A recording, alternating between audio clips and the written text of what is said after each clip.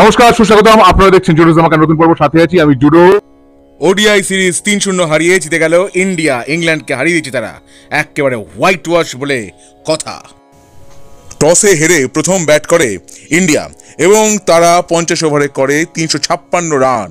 Captain Rohit Sharma আজকে 1 run করে out হয়েছেন, কিন্তু শুভমান গিল সেঞ্চুরি করেন, কোহলি করেন হাফ সেঞ্চুরি, শ্রেয়াস আইয়ার তিনিও 78 রান করেন এবং কেএল রাহুল 40 রান করেন।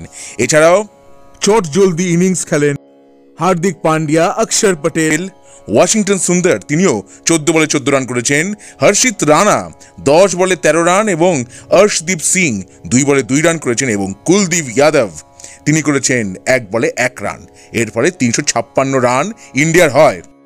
ব্রিটিশ বোলারদের পক্ষে আদিল রশিদ তিনি 4 উইকেট নিয়েছেন, যদিও 64 রানও দিয়েছেন। আন্তর্জাতিক ক্রিকেটের সব ফরম্যাট মিলিয়ে এই নিয়ে 11 বার বিরাট কোহলিকে আউট করলেন আদিল।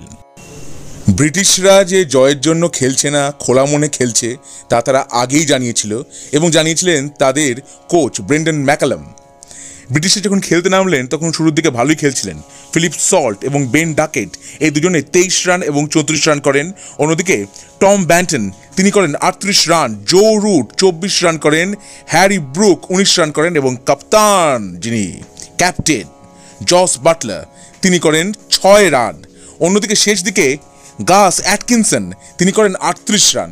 কিন্তু তা সত্ত্বেও 142 রানে ইংল্যান্ড এই ম্যাচে পরাজিত হয় এবং 3-0 এই স্কোরে পুরো সিরিজ জিতে নেয় ইন্ডিয়া।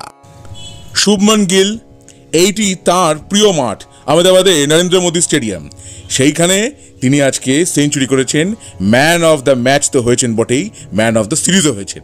তাহলে এরপরে ইন্ডিয়ার খেলা কিন্তু 20 ফেব্রুয়ারি বাংলাদেশের বিরুদ্ধে, কারণ চ্যাম্পিয়ন্স ট্রফি শুরু হচ্ছে এবং হাইব্রিড মডেলে খেলা হবে, দুবাইতে হবে খেলা। আর চ্যাম্পিয়ন্স ট্রফি শুরু হয়ে যাচ্ছে 19 ফেব্রুয়ারি করাচিতে, যেখানে পাকিস্তান ভার্সেস নিউজিল্যান্ড খেলা হবে। ভারতের বোলিংয়ে এই দিনকে অর্শদীপ সিং 5 ওভারে 33 রান দিয়ে 2 উইকেট নিয়েছেন। হর্ষিত রানা তিনিও 2 উইকেট নিয়েছেন। ওয়াশিংটন সুন্দর নিয়েছেন 1 উইকেট।